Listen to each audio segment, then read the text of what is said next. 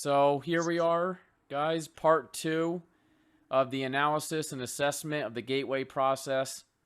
I put in the post for tonight to read up to page 16, and we can discuss anything up to page 16 on part two tonight. We ended off last meeting around page 5. I listened to Dr. Scott Taylor from the Monroe Institute talk about this, the missing page that supposedly has some information the CIA didn't want to release because it was so important. But as far as he's concerned, it's just a mess up with the CIA and what they released. They just forgot to release it. But there's nothing really, anything on there so magical or anything like that that they had to keep it out. So that's the information I found out about the missing document. If you ever hear anybody talk about that. I'm Juice out of New York. These documents are pretty dense, so it takes a lot of me reading over and over the same thing over and over to try to understand it, and more than half the stuff I can't even understand it. I guess, it's pretty crazy, but anyway, I had a lucid dream in the past week, which is a pretty short one. It was a fun one. I was looking at myself in the mirror and realized I didn't have my beard, which triggered a lucid dream because I looked at myself in the mirror and I'm like, where's my beard? And that instantly produced the lucid dream. Didn't last long. I kind of did a few little fun things around the area that I was in at the time, and it ended pretty quick. So, but it's always fun to have them. Hey Glenn, what's new with you? Yeah, well, I had an epiphany after we had the last meeting, and Marty mentioned the astrodynamics book. I did some deep diving into that, and I came across the My Astral Projection Truth, What's is Astral Projection and How to Do It by Ryan Tasker. And it was interesting because he introduced the concept of phasing again, or put it into words that I really didn't pay any attention to before.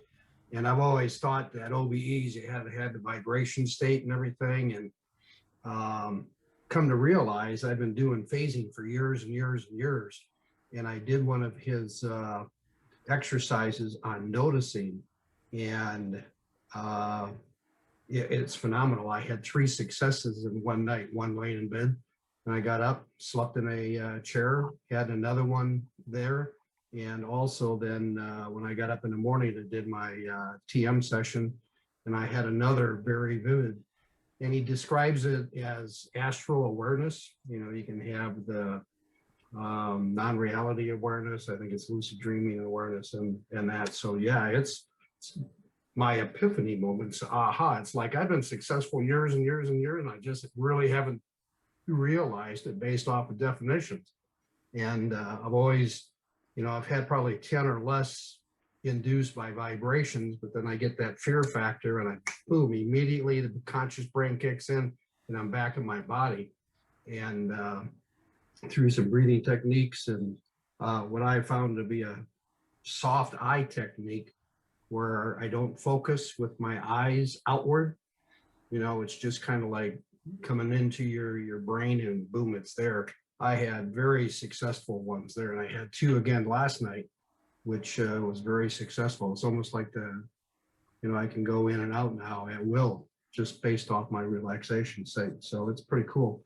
So I wrote up a summary for the Monroe Institute Facebook page, and it's pending for release. So I don't know if everybody here has that, but I also found a skydiving video that I put on there, and there's a clip of what I experience when I do my flying on OBEs, and it's awesome. So I put it out there so everybody could get that same feeling if you've never succeeded in flying in your OBE. So hopefully that'll be released and head on up. So, but yeah, it's been an interesting week for me. Wow, I can't wait to check that out, Glenn, on there. Yeah, that's the TMI Facebook group. Yep. Would you consider it, as we went through the book, the Monroe's books, would you consider yourself maybe, as he terms it, as phasing now? You're just doing the phasing, okay. Yeah, and it's super easy. I'm not doing a rollout technique or log or anything else along those lines. And it's just I just recognize it, and I'm astrally aware. And then Bowman had something in terms of aware now, the statements, and I use that successfully in there as well to fine tune the attention in there. So it worked very well. Wow, that's great. Yeah, I can't wait to check that out. If you have time, Glenn, throw a link down there to the TMI group that you're going to post it at. Because usually they're about a day when they check everything, and it's usually about a day or two. They usually release it. Yeah, I'll have to figure out how to put that link in there, but yeah. Okay, cool. So. Awesome, Glenn. Thanks. Ashid? Hello, my name is Ashid. Well, I'm from India. Technically, I haven't gone through any of the documents. I was just curious about the 25 chapter or the 25 page. So I just came in and I just wanted to see what you all were about to say and all. That's cool. it. Okay. Thanks. Yeah. Thanks for coming. Hi. Hey, Lenny. What's new? Nothing's new. I was reading a little bit of this document, and I was kind of surprised. It's using the word absolute. Isn't it? I didn't read the whole thing, but it's sort of, my impression is that it's more, they really want to say the word God, but they're using a different word. Is that, you get that? Did you get that same impression? Yeah. What they're talking about has nothing to do with the absolute in any way, not my opinion, but just the known, common definitions, or if you could even say that. So that's what I thought, that they just chose it at random as an alternative. That's all. All I know is I've heard you talk about the absolute for many years. All right, Jason. What's going on? Don't burn yourself. I guess the only thing that's really new is Mike is also super busy. So after kind of missing his own meeting, and we were a little bit late getting that rolling. Oh, yeah. I'm going to take over for him and just kind of run stuff by him to get those TMI meetups.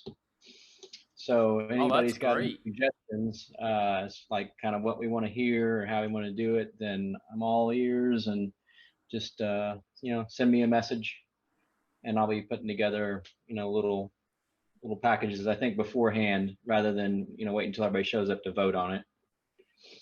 That's great. Put a link down there, Jason, to it for the meetup. Yeah, I'll do that.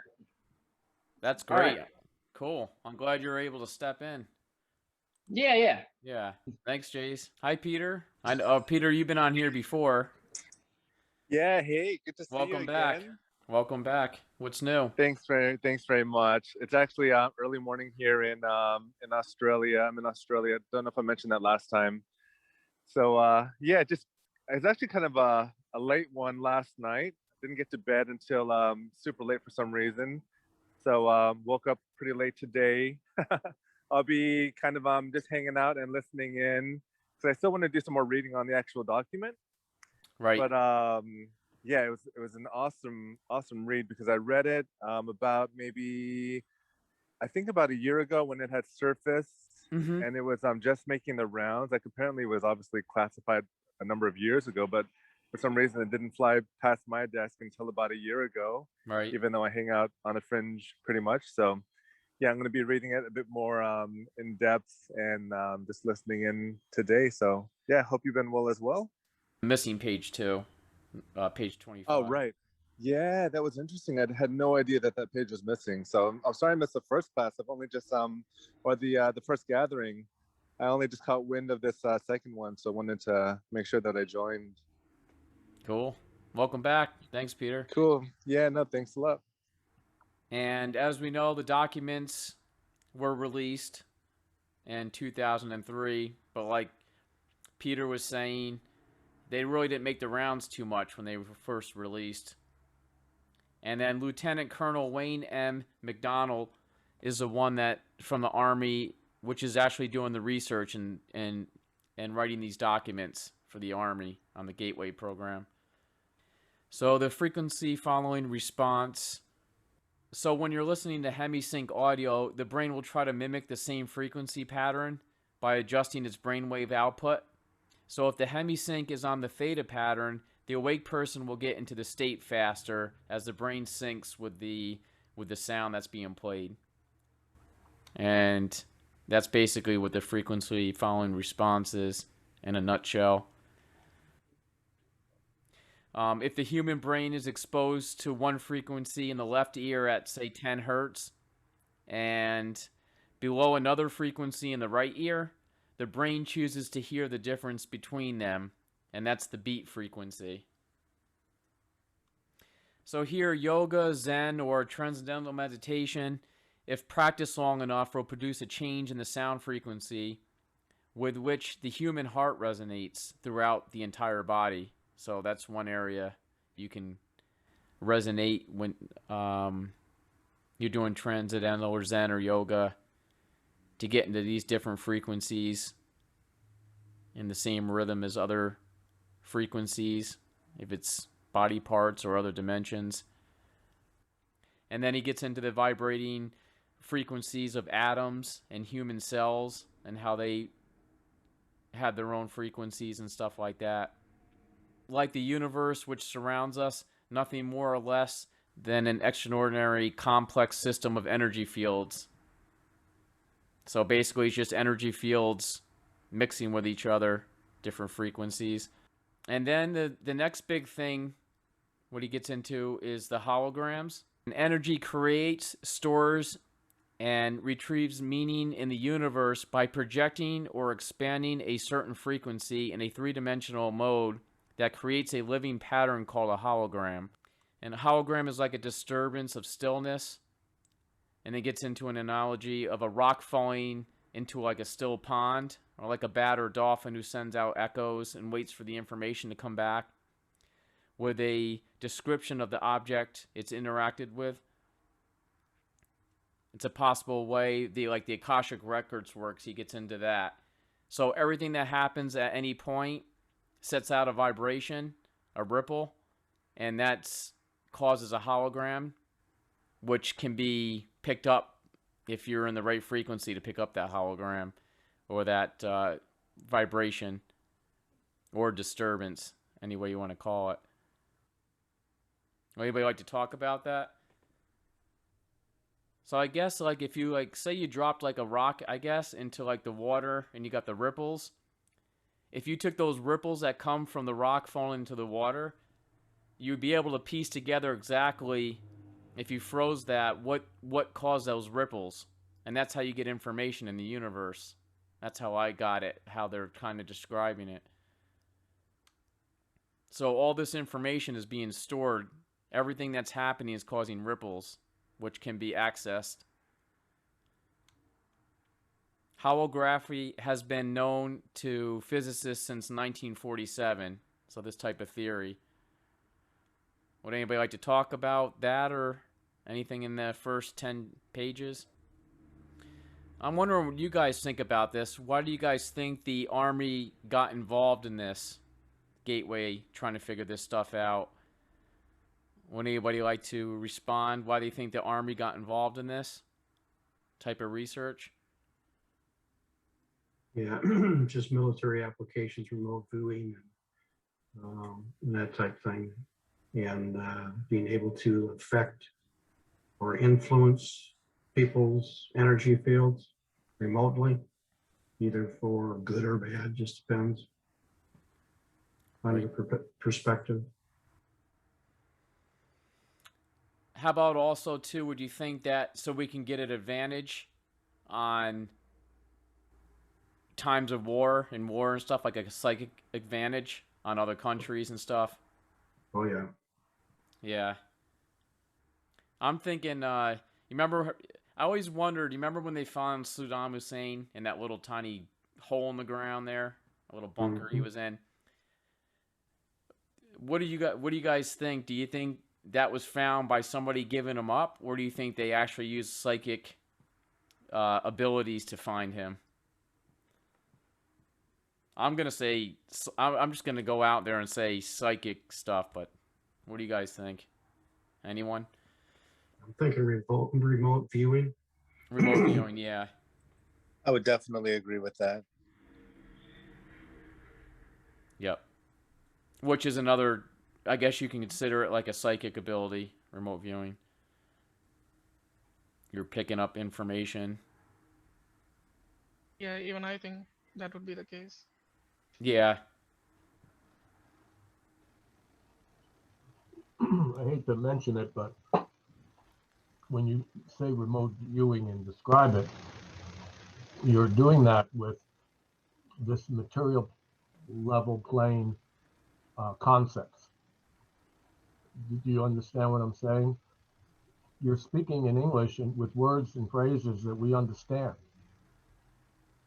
which means it can in no way represent what you're talking about because of the level that we're at here.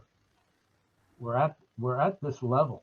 I mean, this is the level of stepping into a pile of dog shit if you're not careful.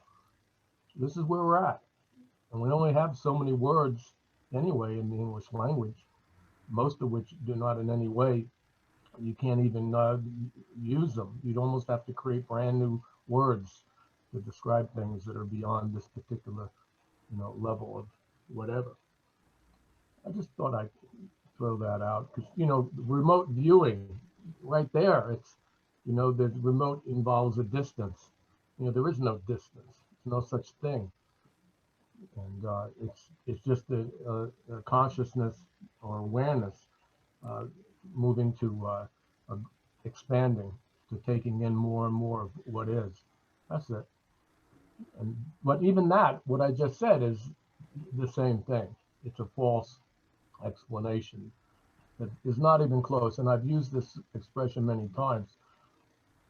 If we study the shadow of a leaf on the ground for a million years with every civilization in the universe helping us, not a single, it's impossible to understand the tree if all you have is the shadow of the leaf.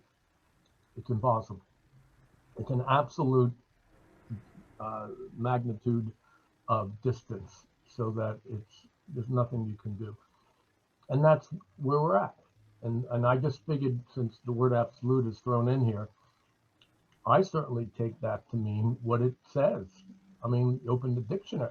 Absolute. You can't describe it. You can't attempt to describe it. So that's why I think that they're wanting to say, and not that they're wanting to say God instead, but God would have been the only word they could probably come up with, you see, to explain what they're talking about. And someone had, probably a good idea, not to use the overused word God, but the absolute. I think that's an equally a bad choice. I would rather. I think God is better than any. There's really nothing else, and I think God might fit really perfectly. Because to us, God is absolute, but God is not absolute. Yeah, I think that's just a sales job for the people that were receiving the report, because they're very limited in terms of, when you look at a military perspective, they're not into the consciousness, et cetera, et cetera. So it's just framing it for to get their interest, I think. All right, guys, we move into the consciousness matrix part. The universe is composed of interacting energy fields, some at rest, some in motion. It is, in of itself, one gigantic hologram of unbelievable complexity. So as he's moving along here, trying to figure out the gateway program, he's coming up with this information here. Also getting a lot of information from other people he mentions on there, different physicists, scientists, psychologists, and stuff. And here's one, as he says, as Keith Floyd puts it, contrary to what everyone knows is so, it may not be the brain that produces consciousness, but rather consciousness that creates the appearance of the brain. And then gets a little bit into self-cognition and how animals and plants on this planet are not self-aware, but humans are the only ones that are self-aware and know that they know. I was curious, does anybody else think that there's other animals, insects, plants on this planet that know that they're self-aware besides us? Yeah, I think it seems like some plants are actually self-aware just because they know how to kind of move themselves about to avoid some that just don't like direct sun, and some that like to move toward the sun. I don't know if that would count as self-awareness. But also what you mentioned about the how consciousness is everywhere, and they weren't sure if the brain was actually producing that. That made sense to me as well, because I think from what I understand, at least from what Greg Braden has researched, the brain just it's a transmitter and receiver, so it would be just receiving and also transmitting all of the information out into the field. But yeah, about plants, I think I'm not sure if that counts as self-awareness, but there's definitely an intelligence behind it, from what I can see. Right? Would anybody like to respond to that about the plants? What Peter said. Well, I think that everything is aware in the way that we would have, however we're defining it. It's just self-awareness. I think everything is, but everything is not aware at the same speed, you might say. Conscious, we're not sure if they're conscious, do you mean? As conscious as we are? I wouldn't, when you say, that's an interesting phrase, conscious as we are. Conscious as we are. When you think about it, if you take the word conscious to be like understanding, then, we're not too understanding. We're pretty well lost in true understanding. So what is conscious? I mean, as we are. So that's defining it. Let's just, for a better way of explaining it, a vertical scale, higher and higher levels of consciousness. I would think that everything is the same absolute level of consciousness, but our awareness of our consciousness is at all different rates. So like the earth, it may take 10 billion years to have a single thought. Something like that is what I'm. Right, interesting. But ultimately, everything is one consciousness. There's not, the levels are like ripples in the water. And if you know about waves and ripples, they don't travel. It's only the appearance. So there is no such thing as a ripple. You can't take a ripple from the ocean and put it in a cage. You see, you can't do that. So it doesn't exist. Nothing exists except one. Everything else is just an appearance of division, individuality. And that's just my take on this whole thing, which in my mind, that's the first thing I go to, trying to understand where something is in relation to that. And then within its own self, I mean, I'm like all of us, I'm stuck here in this physical body, with a limited ability to expand beyond this point. And everything is relative. So there's good reason why we're here. you know, and we should all, I think, look to live our life in line with um, a, you know, to just expand ourselves at this level. And that's one thing I've always joked with Juice about. You know, I say, Juice, you know, every day we wake up, we're here, we're always right here. And yet, and I'm certainly in the group, I like to move away from here every so often, but not as a permanent vacation, so to speak. Yeah. Because I mean, it seems to me that there's reasons that we're here, and it's all relative in terms of the absolute. It's all completely meaningless. It's just waves, you know. But I mean, what else are we gonna do? You know, we gotta, you know, it's funny if we end up finally being able to explore every nook and cranny in all existence, much greater than Robert Monroe would say. You know, the ability to do what he did any moment, every moment, or maybe doing it every moment, maybe doing it to where you're actually everywhere every moment. And then what? You know, then Yeah, exactly right. we'll miss groups like this. Thanks, Lenny. I'm gonna go on here to up to number 18, which he talks about time-space dimension. How the Gateway program can transcend limitations of time-space is now being addressed. And this gets pretty dense here. As he starts getting into this, it gets pretty, for me, hard to follow. I just wrote down that on here he has that physicists define, and basically in a little nutshell here, define time as a measurement of energy or force in motion.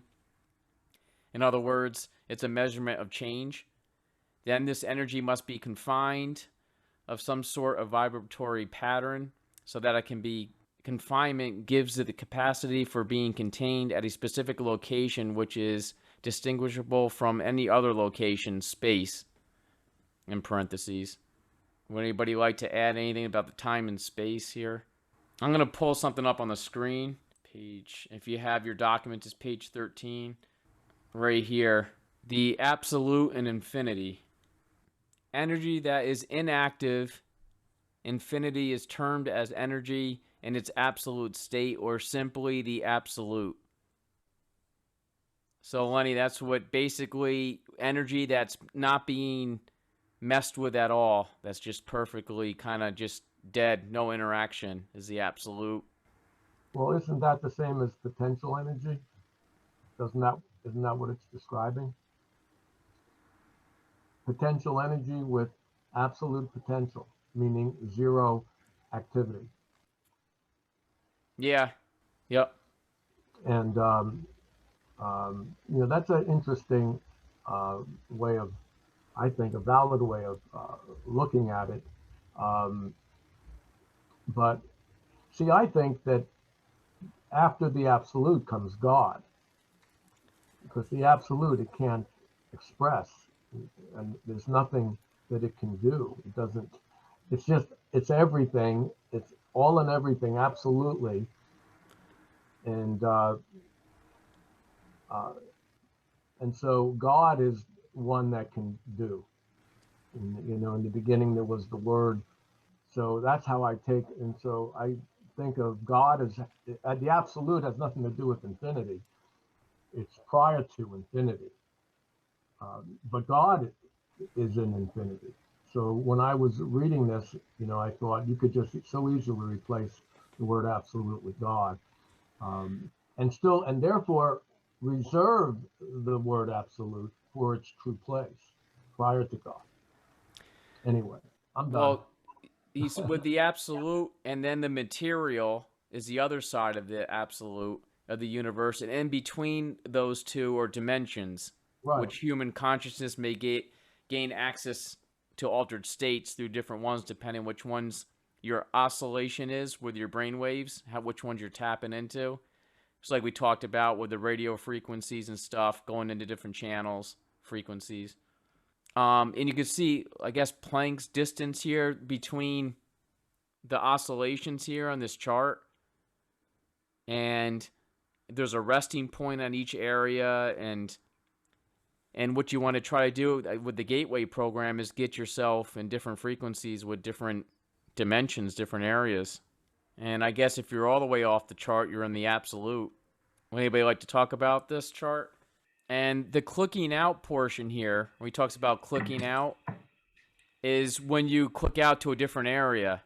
When you hit a oscillation and your wave goes into another area and kind of merges with it and gets synced with it, and then you click out. So when you fall asleep, you're clicking out into another area, and then you click back in here into waking state when you come back because of your patterns.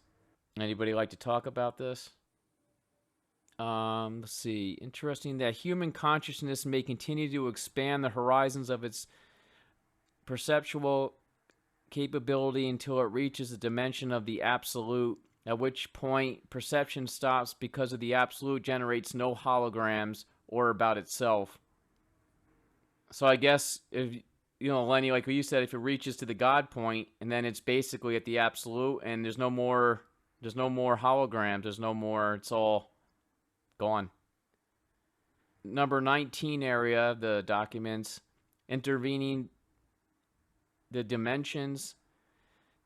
To get into these dimensions, human consciousness must focus their brainwave patterns to match the certain dimensional pattern. So you can see where the focus levels came from the Monroe Institute. It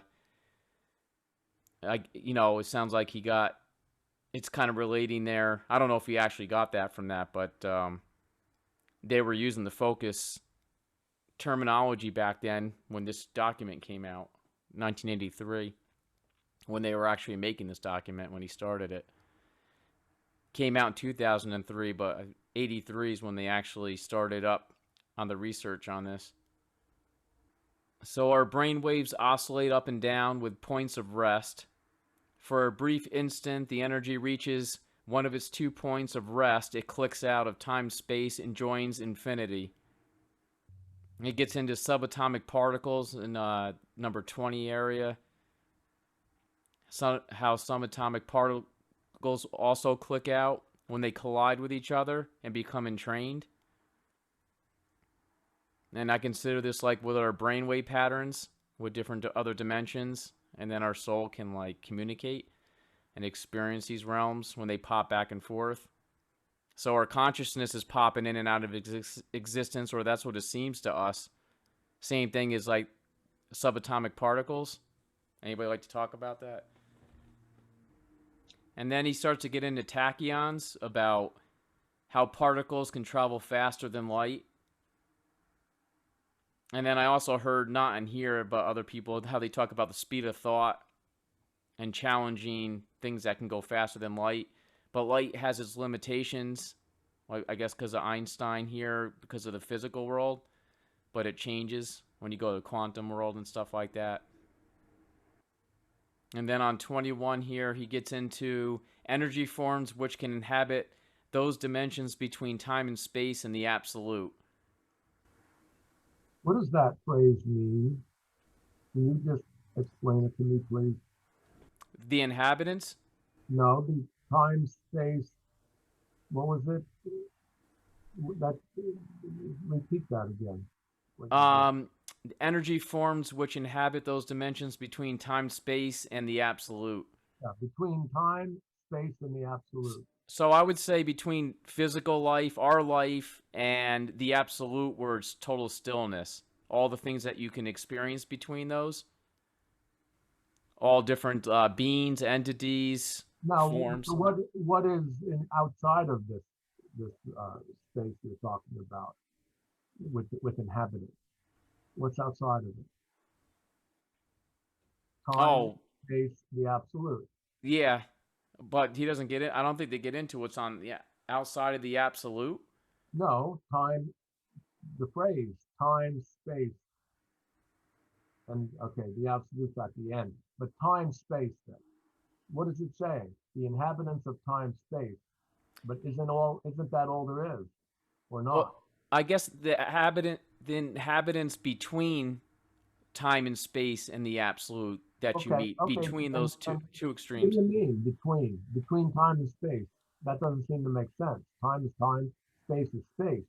I don't see how there can be something between time and space. Yeah, And okay, so if there is something between time and space, what's before time? What's after space? yeah, I mean, between implies like a sandwich, right? You're between. yeah, That means there's something on the other side of space, and there's something on the other side of time that would in itself be between whatever is on the other side of it, on the other side. You follow me?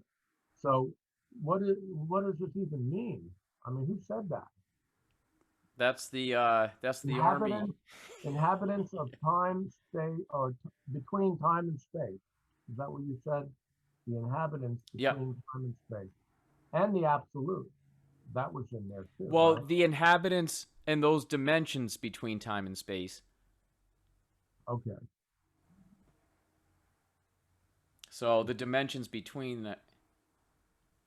And how do they know this?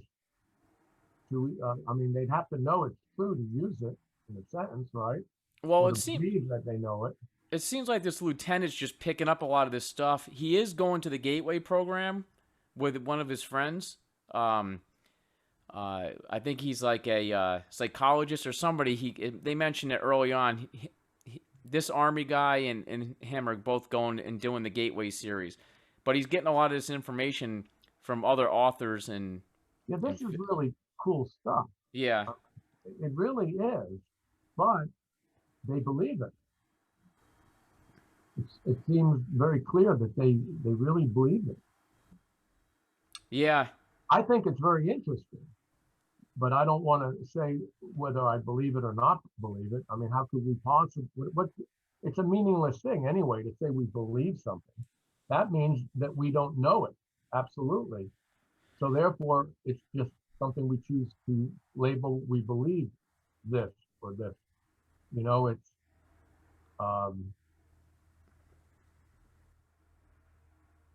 anyway. I'm wondering if this army officer, how much of this he's actually experienced versus how much he's just kind of relaying on into his document. It seems like he quotes a lot of people, and I don't hear him talking too much about his own experiences yet. I wonder if he's going to get into that. I haven't read ahead on it. Anyone else like to comment? I think this is a really, really unique, I think, a written document. I really like it. Lenny, what's it sound like to you? Does it sound like he's just kind of getting facts together and presenting them that way? Or is he... Yeah, that's exactly what I think he's doing, which is all that anybody can do. I mean, I'm sure he's had certain experiences of altered state of consciousness. I would assume he probably has to be open to this type of thing. This is way outside of the box, you know. So I would say that he's had experiences, and he's smart enough to read and understand what other people are saying. The people he quotes here, these are pretty outside of the box people too. They're very famous, and they're what they say is very, very interesting, intriguing. Yeah.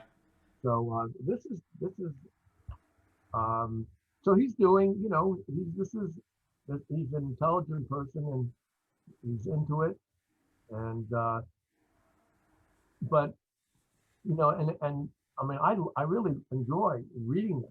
It makes sense. I can understand to some degree most of this, I think, but at the same time, it's understanding at this physical level.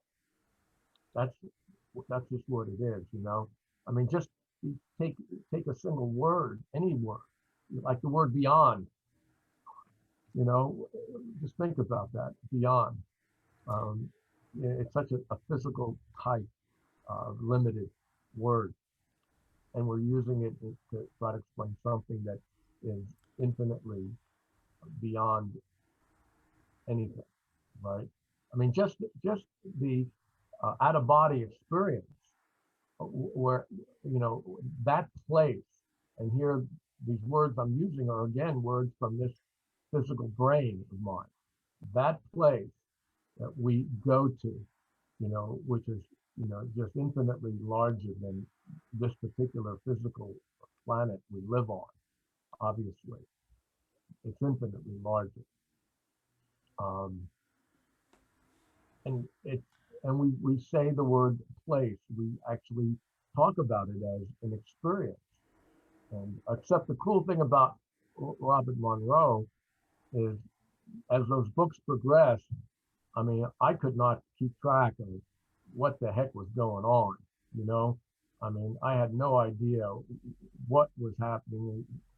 It was just, incomprehensible to me.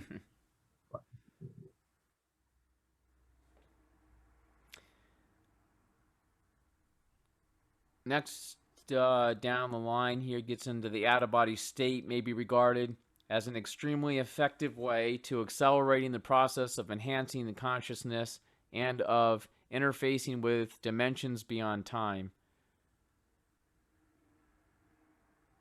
So, I guess you can accelerate getting into these dimensions, of course, by practicing out-of-body states, which would make sense. And then number 24, he gets into the Big Bang to Taurus. That's the name of the number 24, from the Big Bang to Taurus. I guess Taurus is what, like a donut-shaped type of look. The universal hologram is often called a torus because it's thought to have the overall shape of an immense self-contained spiral. The torus type of diagram, or cosmic egg. Figure C is a picture of the torus, simple torus. Anybody like to talk about this diagram? Yeah, I think that's actually, when I picture a reball, that's exactly what I'm envisioning. Right. Figure C there. Because he does talk about having an energy field and then wrapping it around. And that's what I visualize when I do my reball right there. That's a perfect rendition of it. If anybody's not familiar, what Glenn's talking about is a resonant energy balloon, which the Monroe Institute uses to surround yourself in when you leave your body. It's kind of, would you say, Glenn, like a protective eggshell around you of energy? Right. You can leave stuff, put stuff in, or allow energy in, or you can open it and send energy out. So when you start dealing with energy healing and that type stuff, it's and the thing is, I believe you can create a bridge between yours and any others that you want to, and that's why the like circuit and remote healing and all of that works. It just resonates with me. It just makes perfect sense. And then you can even look at that at a larger level, from our level going down, and then our level getting larger as well into the universe and the time space. It's all one and the same. So, and Glenn, in the book, when we read the book, in the future, I think around year 3000, don't they just leave these all over the place? You can just kind of go in one with the bodies, or was it just the bodies? I don't know if they had the balls around them too. I forget. The physical bodies were laying around, and they were protected in energy spheres, if you will. And any energy could go in and physically occupy the being, and to operate in that level of physical locale wherever those were. So you can just pick and choose. Right. Yeah, that was interesting. I remember that. That's pretty. Yeah. The future. And that brings us basically down to the end of page 16 there, where I had the end of my notes. So, would anybody like to talk about anything all the way up to page 16? Start off first. Well, of course, I'll throw something up, hopefully short. Paragraph 26, it says that, where did I just see this? Where it says that we throw, involves projection of a major portion of the energy pattern that represents human consciousness so that it may move either freely throughout the terrestrial sphere for purposes of information acquisition or into other dimensions outside of time space, perhaps to interact close consciously.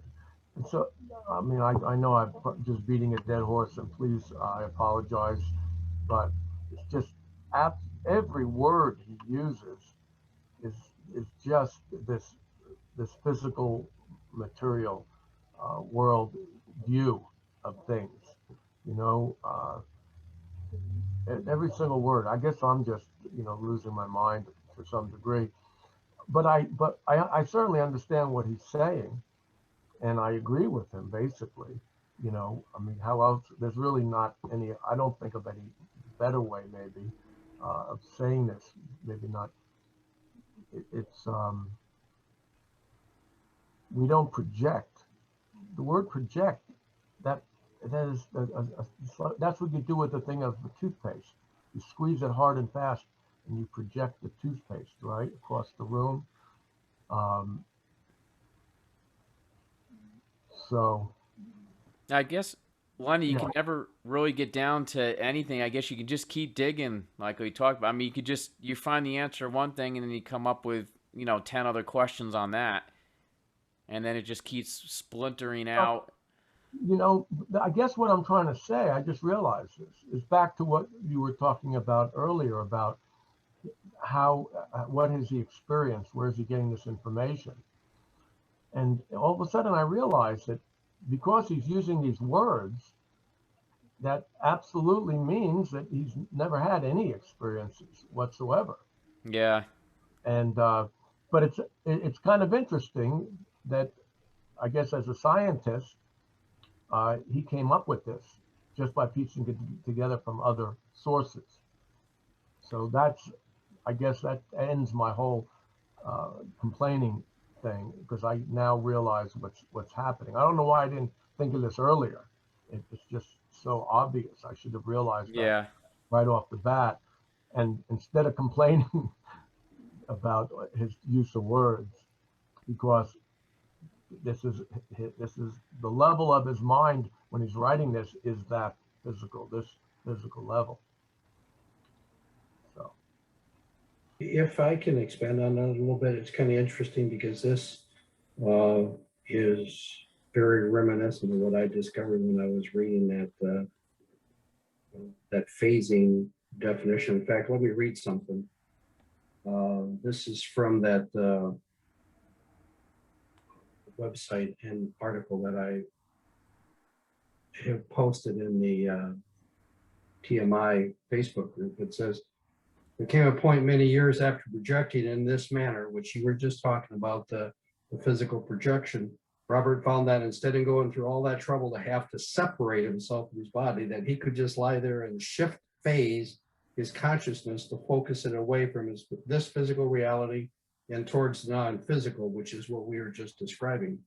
And it's done in such a seamless fashion that he would be lying in his bed, he'd feel the shift, and then you'd be experiencing a non-physical. And that's what I've, in the last 2 nights, that's exactly what I experienced without having to try to project and go somewhere. It's just your shift. I look at it like a potentiometer, right, on your radio dial or anything else. You're just you're tuning it, and boom, you're in a different frequency level, and you're there. And it just gets, and it's going inward. That, for lack of a better term, it's inward by going somewhere else. It's all within you. So I don't know if that's what you're referring to. You got to be able to describe it somehow. Yeah. But Yep. yeah, the phasing model seems to work better for me now. And it's like, I was amazed at how successful that noticing and phasing exercise was. I just enjoyed. I didn't get much sleep then over the last 2 nights, but pretty awesome. And that's from the Astral Dynamics. Yeah, it's the name of it is My Astral Projection Truth, and it's at www.unlimitedboundaries.ca. And I put a link in the in that Facebook group Oh, okay. Let's see when here. that's pinned, when the Oh, yeah. my post is released. Okay. Could you repeat that domain name one more time, please? Sorry about that. Sure, it's www.unlimitedboundaries.ca. Let me go post a link. That 160-page book that he has, it's a free book, 60-some pages. That was an epiphany to me. Goodness gracious. Awesome, thank you. Hey, Glenn, real quick. Yeah. So the ability to, did you describe it by saying shift phase or just phase? Let's see how he defines it here. Hang on a minute. I gotta get back to that page here. When you had the same experience, so you just moved from where you are normally now. You just moved to another place outside of physical. Yeah, he would lie there and shift phase his consciousness to focus it away from the physical reality and towards non-physical. And what I picture in my mind, instead of my eyes trying to focus out 6 or 8 or 10 inches or 12 inches in front of my my forehead, which I've always tried to do, and in my projection, I want to go somewhere and figure out something. All I did was just soften my eyes where, you know, when they go through the relaxation techniques, like on Focus 10, you just relax your eyes. And once I do that, it's more, I just get this sense of expansion within my brain on the left and right hemisphere. And I have a weak eye and a dominant eye. You know, one eye is smaller than the other. It doesn't open as much. And I consciously try to balance those two out. And it just seems to flow inward. And I just get that particular sense. And then I just use the phrase awareness now when I'm there. Now realize that I tap to align my, to free up my meridians and the energy flow before I do this. So I'm feeling the vibrate or a flush, or just kind of like a, you know, like when you rub your hands together like this and you can just feel that energy like this. That's what it's flowing through my body, and I'm just kind of like fine tuning that energy, but it's going inward. And it's just it's hard to describe, but it's just, it's so relaxing, and that you don't pay attention to your physical body. I know it's there, but I don't feel it. Now, if I had a scratch or something, I would just unconsciously scratch it and then just put the arm back down, and the body is just there. I'm not paying attention to it. Does that make any sense to you? The guy describes it very well in that 60-page book, though. It just made perfect sense to me. Glenn, is the book free? Yeah. Oh, it is. Hang Okay. on. I Hang on, don't. just hang on a second here. It's when you go to that website. Okay, let's see. I see the website that you put on here, the link for the TMI group. Yeah, and then right underneath that first picture there, that direct download link, PDF format. Yep. That's what I'm talking about. Okay. It just makes so much sense to me. You know, you were so nerd. And I found this after Googling the astral dynamics that Marty talked about last time. And there is also a astral projection forum as well. Thanks, Glenn. Does You're anybody welcome. else have anything in the out of body world out there where they want that's going on that they want to share or anything? I know Jason says he's going to be taking over the TMI Austin group for a little bit, and he's going to be doing meditations and stuff. Links are in the chat. And the links in the chat. Good. So if you're interested in doing some Monroe Institute material, hit Jason's link, and he'll be doing some of that coming up. You'll see the dates for that. Yeah, if everybody wants to stick around for a minute, let me load the video link to that skydiving thing that I was Okay. talking about. Because has anybody here done a lot of flying in their OBEs? Yeah. Yeah, I mean, let me see if I can find that, because It's basically pretty, I would say pretty popular, Glenn. One of the most things that people do in the beginning. Everybody wants to fly. You can't really tell people that you I fly. know. Hang on a second. I tried that. It doesn't work. And this is amazing, because the guy, he's got a airfoil, and it's behind him, and he just kind of puts his hand behind him, kind of like Rocket Man in that movie. And just before he lands, he's just flying along, and well, I can experience that. And I go up and over mountains and in and out of valleys, and it's just awesome. And this is the closest I've ever found to show somebody what that feeling is like. Right. Okay, so as you can, he's playing around a little bit. I've had the pleasure of skydiving with him, so it's kind of neat, but scared the bejesus out of me when I first left. But as you can see now, this is coming up. Just pay attention. You know how his arms go behind him, Yep. and he's just flying along. Oh, That right yeah. there. Oh my goodness gracious! Up and over mountains and through the valleys, and oh. I felt it. I felt that before, Glenn. I felt it. That's cool. Yeah. So, that is worth all the effort to go ahead and Yeah. just have that. And like I said, I've consciously only been able to do that with that vibration technique less than 10 times in, 50 years. I hate to say that, but Yeah. I hear you. I feel you. Would anybody else like to bring up anything, besides the documents about out of body, off the topic? Lenny, what's your background? You got a very interesting perspective, and not the Zoom background, but your. Yeah, I understand. No, I was always interested in science fiction and stuff, and I used to think about all sorts of weird things. And one day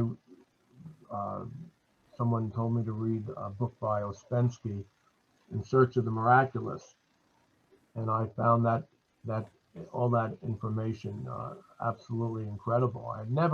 I never came in contact with any philosophy or book or esoteric ideas before that.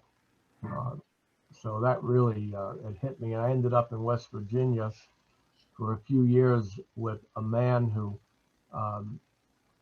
experienced everything and beyond everything, the absolute. And there's if you're familiar with Ramana Maharshi, that level of experience where it's all there is for a person ultimately. Everything else is just relative to something else. Everything is a perception. It's an absolute state, I guess you would call it. So anyway, I found that very interesting and have spent most of my life trying to understand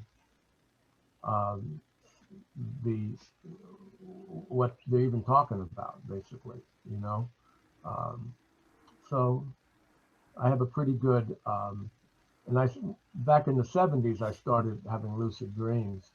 Um, and more than that, because I don't know, Juice, I don't remember if we ever discussed, maybe I missed it all and wasn't understanding it, but my experience is there's two distinct levels of experience with lucid dreaming. One is the physical, what I call the physical aspects, because everything looked like it does here, only different and very clear, and everything's instantaneous and shifting or phasing from one locale or location to another, or one dimension to another, or whatever you want to call it. But it was a very physical experience. I mean, I didn't have a body, but I could, in moments. If I wanted to pick something up and look at it, that's what I typically did. And so I'd have a hand that picks it up and looks at it, but before and after wanting to look at it, I didn't have a body, so to speak, obviously, and as well as what I could perceive. But what started to happen is from time to time, I would get into non states that weren't sensation or visual or anything else. It was feelings, just intense feelings, very positive feelings. And along with them, it seemed to be an equal increase, a very, very large increase in understanding, of things. You know how if you sit and you're feeling really good, and it's maybe sunset, and you're just sitting there quietly on the edge of a cliff looking out, and you have this perfect feeling of joy and happiness, whatever you want to say. Well, you take that feeling and then amplify it thousands of times. That's what I'm describing. And the same with understanding. Honey, that's enough. She's telling me no more talking. Yeah. So that's it. I find it fascinating, though. Lenny, it reminds me a little bit, the when Robert Monroe, when he talked about in his books, when he got to when he went home, and he got to the place where he's just basically in the clouds, and he's getting endless emotional feelings of just pure bliss, but eventually obviously he came out of it because he left that area. But that's what's comparable to. I've gotten emotions, what you're talking about, but not as strong as I think that you're talking about and Monroe talks about. Yeah, I only felt them momentarily, pretty much. It was as if it's hard to explain. I didn't really want to continue. Maybe not, that's not correct. I don't know. That's really strange now that I'm thinking about it. But Isn't that part of the natural state of everybody, though? And that's where to me, I almost term that spiritual awakening, and that's where you want to get back to. And when you get rid of all the emotional garbage and everything else that we accumulate over the years and throughout our lives, if you get rid of all of that, that our normal being, if you will, is that bliss or that joy that you experience. And yeah, you can ramp that up thousands of times, and it's just an awesome feeling. I know exactly what you're talking about.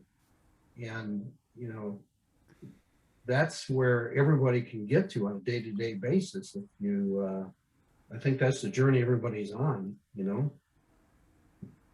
It's like those graphs that they show with their brain waves, they're all up and down, like our lives are up and down. But when you die, you flatline, and there's no, you can consider that as nothing going on at all. So there's no ups or downs anymore. There's no drama. You're flatlining. And when your brain goes up and down, when it gets in sync with something, I guess you feel more of the bliss, whatever you're in sync with, what you're aligning. So if you're out of whack, I guess, the less you feel, the more aligned you are. I guess death could feel good too, from what I hear. I don't. Do you guys kind of get what I'm trying to say with the different fluctuations of our lives, up and down? You're high, you're low, you're high. Because yeah. Yeah. Yeah.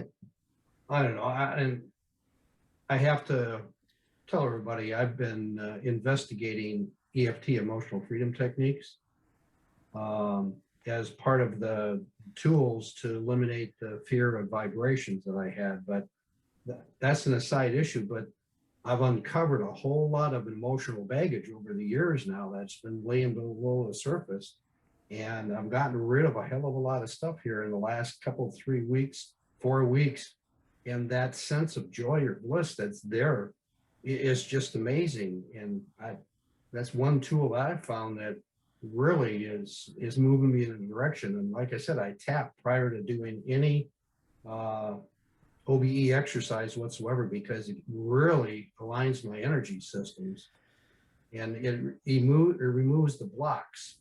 And I found that people can reverse themselves, and you may have a belief that you want something, the affirmations, and lo and behold, your energy is blocked, that you're self-sabotaging yourself, and you can remove all of that, let you just move forward and experience what I think our God-given right is, and why our true being. And Right. I'm rambling here, but boy, I tell you, it's very powerful stuff. That's great. That's some major epiphanies. All right, everyone. I'm going to close it out for the night, and next one will be on Monday, same time, and get up to about page 26 if you can, and we'll discuss some of those. Page 16 to 26. And Awesome.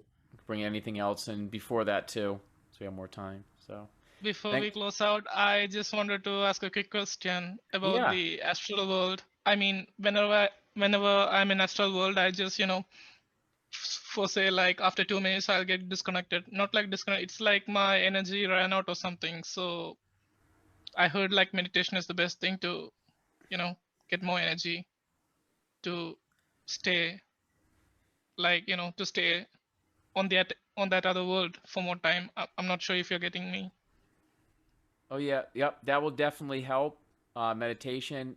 Mine is just the more you practice, it seems like the better you get at it. The more I get involved in life things here on Earth, I lose my ability to stay in it long. I just had a lucid dream a few days ago, and I was lucky if I could stay in there for about 10 seconds before I got knocked out. Now, if I was having that lucid dream, I'd say 3-4 years ago, when I was at my prime practicing, I could have stayed in there for 20 minutes, of Earth time. So I know that's one thing I can pass on to you, is just keep practicing. Anyone else? The one thing I noticed, and I alluded to this, mentioned this several meetings ago, I can, I've been doing the Focus 10, Focus 12 for years and years and years, and I never took the Gateway program any further than that. And I can be in that particular state for 3 to 4 hours at a time. And what I'm finding is that this phasing now allows me just to have an experience that's that long. So, just maybe go get the Discovery series from Monroe Institute, because it talks about the Focus 10, and just practice that. Go from Focus 3 to Focus 10, and if you can get their mind awake, body asleep, I think that's a good starting point. Yeah. And also I'm doing a lot of this stuff here, which is educating myself and keeping this stuff fresh in my mind by doing the Zoom meetings and talking with everybody on here. But still, that's not enough equal to me to do quality meditations without any thought of stuff going on in the morning and stuff like that. So I'd say yes, it's a big thing to work on. Make sure your quality meditations with intention, and keep learning. Yeah, breathing techniques help a lot too in terms of getting that energy level up too. And all that stuff, he just keeps adding on and keep trying different techniques too, Ashid. Try to find, there's so many techniques out there. You just got to find what works for you. But as you keep practicing them, you're going to keep putting your mind in that state to hopefully when you start experiencing more to last longer. It's like a muscle where you're just going to be more powerful the more you practice it with quality meditations and stuff and intentions. What I notice myself is like after 1 week, like my energy will be like refilled, and I will be able to stay longer on the other world. That is the one thing that I noticed. But I haven't done any meditation that currently I am looking for any kind of meditation that is available online to, refill my energy and stuff. Right. Yeah, I've noticed that too. Sometimes when I have a lot of experiences, I won't have any for like a week afterwards. I guess you can put it towards excitement, and also maybe I'm energy drained, like you said, with energy to get out. Right. That's a good topic. All right, everybody. Great night. Thanks to everyone for sharing, and hopefully see you guys on Monday. All right, take care. All right, guys. Thanks so much. All right, All right, see you, everybody. Bye.